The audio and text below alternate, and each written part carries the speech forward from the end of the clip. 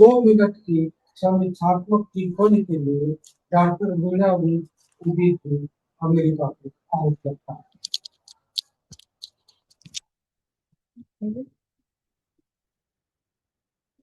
नमस्कार, आप सबको बहुत बहुत शुभकामनाएं और आप सबका अभिनंदन करती हूँ। ये अंतर्राष्ट्रीय संगोष्ठी जिसके आयोजक डॉक्टर मीन केतन प्रधान हैं और जो रायगढ़ मध्य प्रदेश से और बुल्गारिया यूरोप से मोना कौशिक जी और मनु जी, उन सबको इनके संयुक्त तत्वाधान में जो हो रही है इसके लिए बहुत बहुत बधाई है। प्रोफेसर विनय चौहान जी, माननीय कुलपति, और डॉक्टर विनय कुमार पाठक, माननीय कुलपति एवं मुख्य वक्ता डॉक्टर श्री राम परिहार खंडवा से, जो कि मेरे मध्य प्रदेश से, क्योंकि मैं कटनी से हूँ। मेरा प्रथम जो स्थान था जहां मैंने पढ़ाई की वो कटनी और जबलपुर थे, उसके बाद ही मैं बाहर आई। और डॉक्टर रमेश चंद्र श्रीवास्तव जी को और डॉक्टर सुरेश चंद्र शुक्ल जी नॉर्वे से हैं, जो जिनके साथ हम हमेशा गोष्ठियां करते रहते हैं, उनकी अध्यक्षता में वे काव्य पाठ का भी होगा। तो मैं पहले भारतीय ज्ञान परंपरा के लिए 2-4 मिनट लूंगी, उससे ऊपर नहीं, क्योंकि मैंने ज्ञान परंपरा नहीं देनी है। तो ये बताना है कि ये शिक्षा मंत्रालय का एक प्रभाग है, भारतीय ज्ञान परंपरा।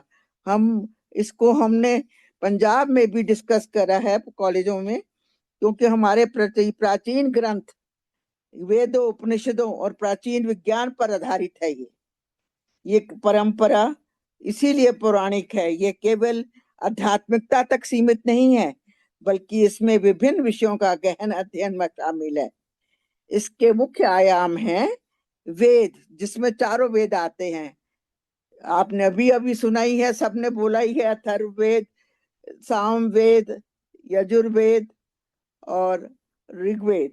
ये चारों वेदों और उनकी ऋचाओं का ज्ञान है, और उपनिषद हैं और उसका दर्शन है। जीवन के गूढ़ रहस्य, आत्मज्ञान और वसुधैव कुटुंबकम की भावना होना ही इसका ज्ञान है। और महाकाव्य हैं इसमें रामायण और महाभारत, जो नैतिक मूल्य और आचरण सिखाते हैं। तो हमने इन सब को लेकर आगे बढ़ना है, यही हमारा भारतीय ज्ञान है। और इसकी परंपरा को लेकर हम बढ़ ही रहे हैं, क्योंकि देखिए टीवी पे भी हमको सारे ये हमने महाकाव्य देखे हैं, और हम इनका ज्ञान और कर्म ये सभी हम लेकर जीवन में आगे बढ़ रहे हैं। और हमारे जो आज प्रधानमंत्री है वो भी चाहते हैं कि हम अपने सनातन धर्म और अपनी परंपरा को लेकर आगे बढ़े। तो ये जो शिक्षा नीति है 30 जुलाई 2020 को जारी की गई थी कि इसमें ये भारतीय ज्ञान परंपरा को लेकर आगे बढ़ा जाए। ये नई दिल्ली में AICTE मुख्यालय में स्थित है। तो इसका उद्देश्य है कि ज्ञान की स्वदेशी भारतीय प्रणालियों को बढ़ावा देना, कि हमको अंग्रेजी शिक्षा से लेके आगे नहीं बढ़ना है। अभी हमने सुना है कि वो गौ से कौ बना है, तो बहुत अच्छे लगे मुझे ऐसे उदाहरण। तो और अपने परिवेश को लेके ही हमने शब्दों का चयन किया हुआ है, तो वो उस परिवेश में वही शब्द अच्छे लगते हैं हिंदी के।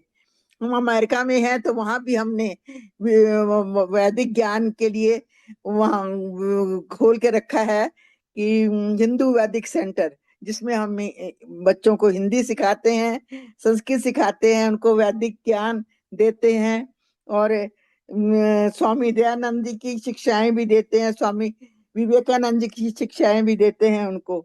तो हम लोग लगे हुए हैं हिंदी के प्रचार में और प्रसार में। हम भारत से बाहर हैं, प्रवासी कहलाते हैं, पर फिर भी हम हिंदी के ज्ञान को बढ़ाना चाहते हैं और उसको भारतीय ज्ञान परंपरा के अकॉर्डिंग ले जाना चाहते हैं। तो ये जो हमारे ज्ञान का जो स्वदेशी भारतीय प्रणालियों को बढ़ावा देना है, यही हमारा उद्देश्य है। अभिव्यक्ति की भाषा भी जब संस्कृत रही होगी अवश्य, क्योंकि आज भी कह रहे हैं अगर जनगणना के लिए आपके घर में आते हैं तो आप उन्हें कहिए कि हम पंजाबी नहीं, हिंदी और संस्कृत चाहते हैं, 2 भाषाएं चाहते हैं। तो हमने अपनी भाषा को आगे बढ़ाना है, विश्व में हिंदी का डंका बजाना है, विश्व गुरु कहलाना है। सो मैं इन्हीं शब्दों के साथ अपना ये भारतीय ज्ञान परंपरा के ऊपर अपना छोटा सा संदेश आपको देते हुए नमस्कार आपका आपसे विदा लेती हूँ।